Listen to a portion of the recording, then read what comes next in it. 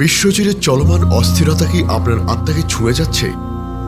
যখন মধ্যপ্রাচ্যের রাজনীতিতে একের পর এক অপ্রত্যাশিত ঘটনা ঘটছে, বিশেষ করে ইরানের সামরিক নেতৃত্বের উপর আঘাত আসছে, তখন কি আপনার মনেও প্রশ্ন জাগে, এটা কি নিছক দুর্ঘটনা, নাকি ইসলামিক বিপ্লবের ভিত কাঁপিয়ে দেওয়ার এক সুদূর প্রসারী ষড়যন্ত্র? কুদস বাহিনীর কর্নেল সাইদ ইজাদির হত্যাকাণ্ড কি কেবল একজন ব্যক্তির পতন, নাকি শিয়া নেতৃত্বকে দুর্বল করে মুসলিম বিশ্বের ঐক্য ফাটল ধরানোর এক গভীর চাল? আজকের আলোচনায় আমরা এই জটিল প্রশ্নের উত্তর খোঁজার চেষ্টা করব এবং এমন পরিস্থিতিতে একজন মুসলিমের করণীয় কি তা নিয়ে আলোচনা করব। আসসালামু আলাইকুম রহমতুল্লাহ। আপনারা দেখছেন উম্মা কণ্ঠ, যেখানে আমরা ইসলামের সমৃদ্ধ ইতিহাস ও জীবনের গভীর শিক্ষাকে আপনার হৃদয়ে পৌঁছে দেওয়ার চেষ্টা করি, যেন প্রতিটি আত্মার প্রশান্তি খুঁজে পায়। আপনার ইমানের জীবনকে কি আরও সমৃদ্ধ করতে চান? তাহলে আমাদের ব্লগে অনুপ্রেরণামূলক প্রবন্ধ পড়ুন, শুনুন হৃদয় ছোঁয়া অডিও এবং আপনার জীবনের প্রতিটি প্রশ্নের ইসলামিক সমাধান খুঁজে নিন। আজই ভিজিট করুন আমাদের ওয়েবসাইট www.umma.com। আজ আমরা এমন একটি ঘটনা নিয়ে কথা বলবো যা কেবল ইরানি অভ্যন্তরীণ রাজনীতি নয়, বরং সমগ্র মধ্যপ্রাচ্য এবং মুসলিম বিশ্বের ভূ রাজনৈতিক সমীকরণকে নাড়িয়ে দিয়েছে। সম্প্রতি কুদস বাহিনীর কর্নেল সাইদ ইজাদির হত্যাকাণ্ড নিয়ে যে প্রশ্ন উঠেছে, তা কেবল একজন সামরিক কর্মকর্তার মৃত্যু নয়, বরং এর পেছনে রয়েছে আরও গভীর তাৎপর্য, যে হত্যাকাণ্ড কাঁপিয়ে দিল ইসলামী বিপ্লবের ভিত। টপিকটি নিয়ে আলোচনা করব এবং খতিয়ে দেখব কুদস বাহিনীর কর্নেল সাইদ ইজাদি কেন তাকে হত্যা করা হলো এই সময়। ঘটনাটি কেবল ইরানের শীর্ষ সামরিক নেতৃত্বের পতন নয়, বরং এটি মধ্যপ্রাচ্যের রাজনীতিতে এক প্রতীকী ক্ষমতার ঘূর্ণি তৈরি করছে। আন্তর্জাতিক সংবাদ মাধ্যমগুলোর বিশ্লেষণ অনুযায়ী কর্নেল সাইদ ইজাদির হত্যাকাণ্ড এমন এক সময় ঘটল যখন মধ্যপ্রাচ্যে ইরান ইসরায়েলের উত্তেজনা তুঙ্গে, ফিলিস্তিনে চলমান সংঘাত আরও তীব্র হচ্ছে এবং আঞ্চলিক শক্তিগুলোর মধ্যে প্রক্সি যুদ্ধ এক নতুন মাত্রায় পৌঁছেছে। অনেক বিশ্লেষক মনে করে এই হত্যাকাণ্ড শিয়া নেতৃত্বকে দুর্বল করে মুসলিম বিশ্বের কেন্দ্রভূমি ভাঙার এক আন্তর্জাতিক ষড়যন্ত্রের অংশ হতে পারে।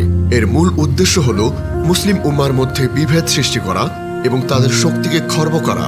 ইরানের Islamic revolutionary guard corps IRGC এবং বৈদেশিক শাখা কুদস বাহিনী মধ্যপ্রাচ্যের ইরানের প্রভাব বিস্তারের গুরুত্বপূর্ণ ভূমিকা রাখে।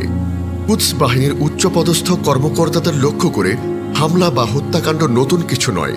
কাসেম সুলাইমানির হত্যাকাণ্ডের পর এটি ছিল ইরানের জন্য আরেকটি বড় আঘাত। সামরিক বিশ্লেষকদের মতে এই ধরনের হত্যাকাণ্ড ইরানের সামরিক সক্ষমতা এবং আঞ্চলিক প্রতিরোধ অক্ষের ওপর একটি বড় আঘাত। এর ফলে ইরানের অভ্যন্তরীণ রাজনীতিতে অস্থিরতা বাড়তে পারে এবং আঞ্চলিক শক্তি ভারসাম্যে পরিবর্তন আসতে পারে। আজ 24 জুন 2025 তারিখেও বিভিন্ন আন্তর্জাতিক গণমাধ্যমে এই হত্যাকাণ্ডের সম্ভাব্য কারণ এবং প্রভাব নিয়ে গভীর বিশ্লেষণ চলছে। কিছু সূত্র ইসরায়েলকে এই হামলার জন্য দায়ী করে, যদিও ইসরায়েল এ বিষয়ে কোনো মন্তব্য করেনি। কিন্তু এই হত্যাকাণ্ড আঞ্চলিক স্থিতিশীলতাকে আরও নড়বড়ে করে দিয়েছে এবং ভবিষ্যতে আরও সংঘাতের আশঙ্কা বাড়িয়ে তুলেছে। এই হত্যাকাণ্ডকে কেবল একটি সামরিক পদক্ষেপ হিসাবে দেখা ভুল হবে। এর একটি গভীর রাজনৈতিক ও আদর্শিক তাৎপর্য রয়েছে। ইরানকে মধ্যপ্রাচ্যের একটি প্রধান শিয়া শক্তি হিসাবে দেখা হয় এবং কুদস বাহিনী ইরানের আঞ্চলিক প্রভাব বিস্তারের একটি মূল স্তম্ভ। এই বাহিনীর কর্মকর্তাদের লক্ষ্যবস্তু করার অর্থ হল শিয়া নেতৃত্বকে দুর্বল করা এবং মধ্যপ্রাচ্যের শিয়া সুন্নির বিভেদকে আরও উস্কে দেয়া।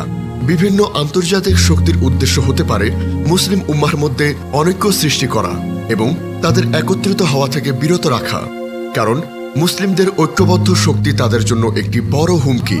কোরআন ও হাদিসের আলোকে মুসলিম উম্মার ঐক্য একটি অপরিহার্য বিষয়। আল্লাহ তাআলা পবিত্র কোরআনে মুসলিমদের ঐক্যবদ্ধ থাকতে এবং বিভেদ থেকে দূরে থাকতে নির্দেশ দিয়েছেন। আল্লাহ বলেন, তোমরা আল্লাহর রজ্জুকে দৃঢ়ভাবে ধারণ করো এবং পরস্পর বিচ্ছিন্ন হইও না। সূরা আল ইমরান আয়াত 103। এই আয়াত মুসলিম উম্মার ঐক্যের গুরুত্ব স্পষ্ট করে। রাসূল সাল্লাল্লাহু আলাইহি ওয়াসাল্লাম তার বিদায় ভাষণে মুসলিমদেরকে নিজেদের মধ্যে বিভেদ সৃষ্টি না করার এবং একে অপরের ভাই হিসেবে বসবাস করার জন্য নির্দেশ দিয়েছেন। রাসূল সাল্লাল্লাহু আলাইহি ওয়াসাল্লাম বলেছেন, মুমিনরা যেন এক দেহের মতো। যখন তার কোনো অঙ্গ ব্যথা অনুভব করে, তখন তার পুরো শরীর জ্বর ও অনিদ্রায় ভোগে। সহিহ বুখারী হাদিস 6011 এবং সহিহ মুসলিম হাদিস 2586। এই হাদিসটি মুসলিম উম্মার পারস্পরিক সংহতি এবং সহানুভূতির গুরুত্ব তুলে ধরে। বর্তমান পরিস্থিতি যখন মুসলিম বিশ্বে বিভেদ এবং সংঘাত বাড়িয়ে তুলছে, তখন আমাদের ব্যক্তিগত ও সমষ্টিগত জীবনের কিছু বিষয়ে সতর্ক থাকা জরুরি। প্রথমত, ঐক্যবদ্ধতার গুরুত্ব উপলব্ধি করা। আমাদের বুঝতে হবে যে শিয়া সুন্নি বিভেদ একটি রাজনৈতিক চাল। মুসলিম উম্মার ঐক্যই আমাদের প্রধান শক্তি। আমাদের উচিত মূল ইসলামিক নীতির উপর ফোকাস করা, যা সব মুসলিমকে একত্রিত করে। ছোটখাটো মতপার্থক্যকে বড় করে না দেখা, বৃহত্তর স্বার্থে ঐক্যবদ্ধ থাকতে হবে। দ্বিতীয়ত, জ্ঞান অর্জন করা এবং সঠিক তথ্য যাচাই করা। মুসলিম বিশ্বের সংঘাতগুলোর পেছনের আসল কারণগুলো জানতে হবে। পশ্চিমা গণমাধ্যম এবং কিছু স্বার্থন্বেষী মহল কিভাবে মুসলিমদের মধ্যে বিভেদ তৈরি করে তার সম্পর্কে সচেতন হতে হবে। গুজব এবং ভিত্তিহীন তথ্যে কান না দিয়ে নির্ভরযোগ্য ইসলামিক স্কলার এবং বিশ্লেষণধর্মী সংবাদ মাধ্যম থেকে তথ্য সংগ্রহ করা উচিত। বিশেষ করে তথ্যযুদ্ধ যুদ্ধের একটি অংশ। তখন সঠিক এবং নির্ভরযোগ্য তথ্য যাচাই করা অত্যন্ত গুরুত্বপূর্ণ। তৃতীয়ত, নিজেকে শক্তিশালী করা। ব্যক্তিগতভাবে ঈমান ও আমলকে মজবুত করা। যখন পৃথিবীতে ফিতনা ফ্যাসাদ ছড়িয়ে পড়ে, তখন ঈমান ধরে রাখা কঠিন হয়ে পড়ে। তাই আমাদের উচিত নিয়মিত কুরআন তেলাওয়াত করা, সালাত আদায় করা, জিকির করা এবং নেক আমল বৃদ্ধি করা। আল্লাহর উপর পূর্ণ আস্থা রাখা। আমরা জানি যে এই পৃথিবীর সবকিছুই আল্লাহর ইচ্ছায় ঘটে। বিপদ, যুদ্ধ, শান্তি সবকিছুই তার নিয়ন্ত্রণে। তাই আমাদের উচিত সকল পরিস্থিতিতে তার উপরই ভরসা রাখা এবং তার কাছে সাহায্য প্রার্থনা করা। চতুর্থত, উম্মার জন্য প্রার্থনা করা এবং সাধ্যমতো সহযোগিতা করা। বিপদগ্রস্ত মুসলিম ভাই বোনদের জন্য দোয়া করা এবং সাধ্যমতো সাহায্য সহযোগিতা করা আমাদের কর্তব্য। ফিলিস্তিন, সিরিয়া, ইয়েমেন বা বিশ্বের যে কোনো প্রান্তে নিপীড়িত মুসলিমদের জন্য আমাদের হৃদয় কাঁদতে হবে এবং তাদের জন্য কিছু করার চেষ্টা করতে হবে। রাসূল সাল্লাল্লাহু আলাইহি ওয়াসাল্লাম শেষ জামানার ফিতনা সম্পর্কে সতর্ক করে গেছেন। তিনি বলেছেন, এমন এক সময় আসবে যখন ফিতনাগুলো রাতের অন্ধকারের মতো ছেয়ে যাবে। এই ফিতনাগুলো থেকে বাঁচার জন্য ঐক্য এবং আল্লাহর নির্দেশিত পথে অবিচল থাকা অপরিহার্য। মুসলিম উম্মাহর বিভেদ এবং দুর্বলতা শেষ জামানার অন্যতম বড় ফিতনার হিসেবে বিবেচিত।